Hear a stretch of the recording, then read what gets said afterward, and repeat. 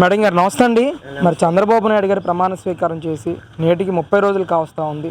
మొదటి 30 రోజుల పాలనలో చంద్రబాబు నాయుడు గారు రాష్ట్రంలో ఎలాంటి మార్పులు తీసుకొచ్చారు? అసలు జగన్మోహన్ రెడ్డి గారు అధికారంలో రాగానే 30 రోజుల్లో మొట్టమొదట చేసిన పని ప్రజాప్రభుత్వంలో ఉన్న ప్రజావేదికని కూల్చటం.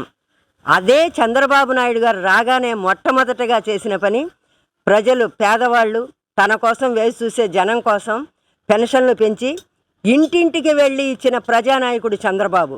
దేశంలోనే అత్యుత్తమంగా ఏ నాయకుడు ఇంతవరకు అలాగా ఇళ్లమ్మట వెళ్ళి పింఛన్లు పంచిన అధికారి లేడు, ఒక నాయకుడు లేడు. అలాంటి వాటిలో అగ్రగణ్యుడు చంద్రబాబు నాయుడు గారు. చంద్రబాబు నాయుడు గారు ప్రజాపాలన చేస్తారనడానికి ఇదే ఒక ఉదాహరణ. ప్రతి పేదవాడికి పెన్షన్ అందాలని తను పెంచిన పెన్షన్ని ఉదయం 6 నుంచి 1 గంటలోపు పంచారు. ఎవరు లేకుండా, వాలంటీర్లు లేకపోతే సజ్జల రామకృష్ణారెడ్డి గారును సిఎస్ జవహర్ గారు ఏం చెప్పారండి ఆ రోజు? వాలంటీర్లు లేకపోతే పెన్షన్లు పంచలేమండి, ఈ పెన్షన్లు పంచడానికి అధికారులు లేరని చెప్పారు. అదే చంద్రబాబు నాయుడికి అదే మున్సిపల్ ఆఫీస్ సిబ్బంది అందరూ కలిసి 1-2 గంటల్లో పెన్షన్ పంచేశారు మొత్తం ఒక్కరోజు. అలాంటి ప్రజానాయకుడు చంద్రబాబు. అలాంటి నాయకుడిని ఇవాళ అందరూ మెచ్చుకుంటున్నారు. ఇంటింటా ఊరూరా చంద్రబాబుకి పండగే పండగ. ఏంటి మేడం ఈరోజు అంతేకాకుండా ఉచిత ఇసుక అనంటూ కూడా కొత్త విధానాన్ని కూడా తీసుకొచ్చారు.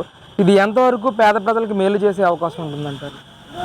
చంద్రబాబు నాయుడు గారి హయాంలో ప్రతి పేదవాడు ప్రతి ఒక్క మనిషికి పని కల్పించబడింది ప్రజా రాజధాని నిర్మించడంలో. అదే పేదవాడు జగన్మోహన్ రెడ్డి రాగానే ఇసుకని ఆపేశారు. దానివల్ల ఎన్ని కుటుంబాలు చనిపోయినాయి?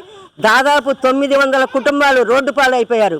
ఆ ఇసుక దొరకక, నిర్మాణాలు జరగక, వాళ్ళకి పనులు లేక, ఒక నిర్మాణ రంగం అభివృద్ధిలో ఉంటే దాని కింద 90 మంది వర్కర్లు పనిచేస్తారు. 90 రకాల వృత్తిదారులు అందులో లబ్ధి పొందుతారు. అలాంటి వారికి పని లేకుండా చేసిన ఘనత మన జగన్మోహన్ రెడ్డి గారిది. అయితే వచ్చి రాగానే ప్రజలకు ఇసుక విధానాన్ని, ప్రతి పేదవాడు ఇవాళ ఇల్లు కట్టుకోవాలంటే ఇసుక అనేది చాలా కాస్ట్లీ అయిపోయింది. అలాంటి పేదవాడికి ఉచిత ఇసుకని అందుబాటులోకి తెచ్చి మీకు ఇంక ఇదే కాదు, మీకు లోన్లు కావాలన్నా, మీకు ఏ రకమైన ఇల్లు కట్టుకోవడానికి పేదవాడికి అన్ని రకాల తోడ్పడాలని ప్రమాణం చేసిన వ్యక్తి చంద్రబాబు. జగన్మోహన్ రెడ్డికి చంద్రబాబుకి ఉన్న తేడా ఏంటంటే జగన్మోహన్ రెడ్డి కూల్చే నాయకుడు, చంద్రబాబు కట్టే నాయకుడు. అభివృద్ధినే పందాగా ఎంచుకున్న నాయకుడికి ఒక సైకో ముఖ్యమంత్రికి ఉన్న తేడా ఏంటో జగన్మోహన్ రెడ్డిని, చంద్రబాబుని చూస్తే జనాలకు అర్థమైపోయింది.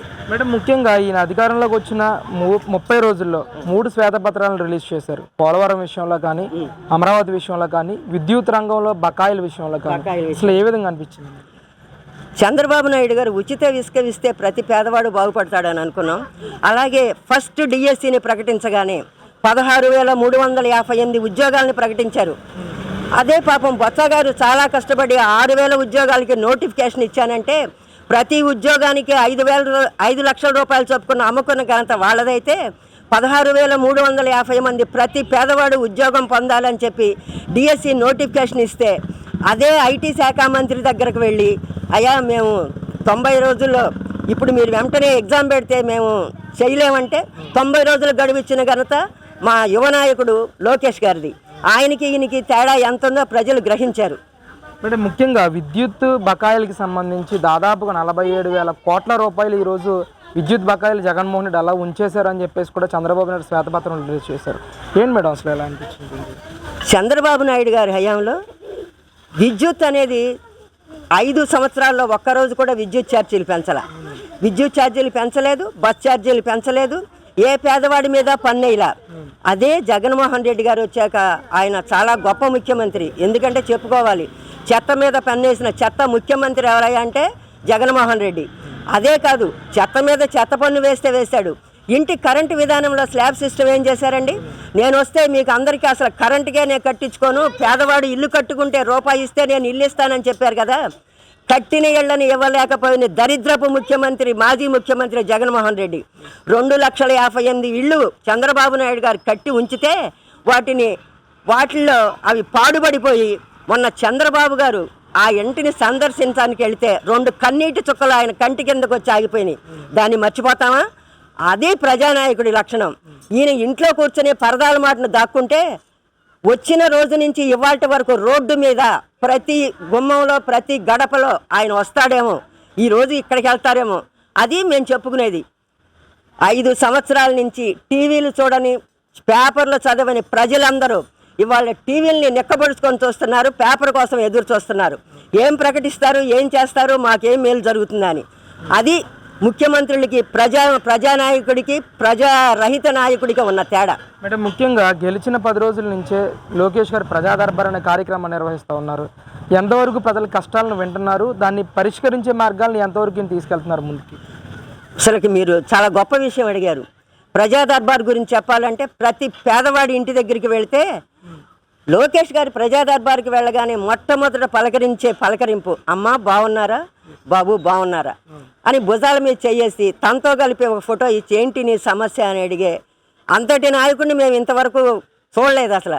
ఎందుకంటే ముఖ్యంగా నేను ఎందుకు చెప్పదలుచుకున్నానంటే ఆ విషయాన్ని, నా విషయమే, నా ఇంటి విషయమే, నా స్థలమే వైసీపీ నాయకులు కబ్జా చేస్తే నిన్న తెల్లవారుజామున 6ంటికి వెళ్తే ప్రజా దర్బార్లో ఆయన కాగితం తీసుకుని నాకు ఇచ్చిన ఒకే ఒక్క హామీ, అమ్మా నేను చూస్తాను నీ సంగతి, నువ్వు ఇంటికి వెళ్ళిపో నీదన్నారు. ఆ మాట ఎంత తృప్తినిస్తుంది ఎవరి పేదవాడికైనా. చేసే పని కొంచెం ఆలస్యం అవ్వచ్చో కానీ ఇంటికి తన దగ్గరికి వెళ్ళిన మనిషిని ఆ పలకరింపుతో వాడు సేద తీరుతారు. అక్కడ సమస్యలు పరిష్కారం అవుతాయనడానికి ఒక ఉదాహరణ ఏంటంటే, నేను రిపోర్ట్ ఇచ్చిన ఒక 2 గంటల్లో నాకు ఫోన్ చేశారు, కొంచెం డిఫెక్ట్ ఉందండి, దాంట్లో నాకు అర్థం కాలేదు, దాని గురించి ఏం చెప్పండి, మీది ఫాలో అప్ చేస్తామని. ఇవాళ మళ్ళీ ఫోన్ చేశారు, మీ కేసు ఫాలో అప్ అవుతుందని. సరిపోతుందిగా పేదవాడి కోరికలు తీరడానికి అనడానికి. కాబట్టి వేరేవాడు చెప్తే నేను నమ్మను. నా విషయంగా నాకు జరిగిన న్యాయం ఏంటో నేను ఈ మీడియా ద్వారా జనాలకి తెలియజేస్తున్నాను. మేడం, ఆగస్టు 15వ తారీఖు నుంచి అన్నా క్యాంటీన్లు కూడా పునరుద్ధరిస్తూ ఆగస్టు 15వ తారీఖు నుంచి మళ్ళీ మొదలు కాబోతా ఉన్నాయని చెప్పి ఇప్పటికే స్టేట్మెంట్ రిలీజ్ చేశారు. ఎలా అనిపిస్తుంది?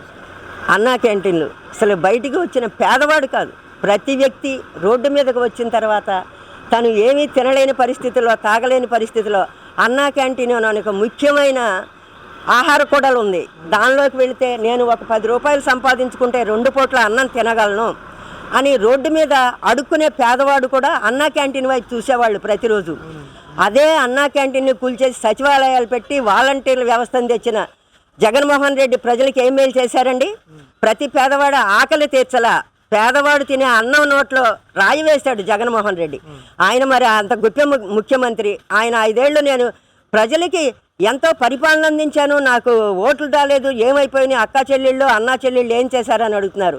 జగన్మోహన్ రెడ్డి గారిని మేము ఒకటి అడుగుతున్నాం, మీరేం చెప్పారు? మీకు నేను చేసిన సంక్షేమ పథకాలు అన్నీ ఉంటేనే మీరు నాకు ఓటేయండి, లేకపోతే నేను అడగను. మరి నువ్వు ఒప్పుకోవాలి, ఈవీఎంలు ఏమో తప్పు చేసిన ఎందుకు వేయలేదనొద్దు.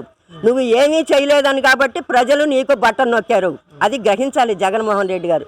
అంతేకాకుండా ఇంకో విషయం చెప్పారు, మద్యపాన నిషేధాన్ని అమలు చేయకపోతే మీ ఇంటికి వచ్చి ఓటేయని అడగనని చెప్పారు అని జగన్మోహన్ రెడ్డి సిగ్గు లేకుండా ఇంటింటికి వెళ్ళి నాకు ఓటేయండి అని అడిగారు. ఆయనకి కొంచెమైనా ఆత్మాభిమానం అనేది లేదనుకుంటున్నాను.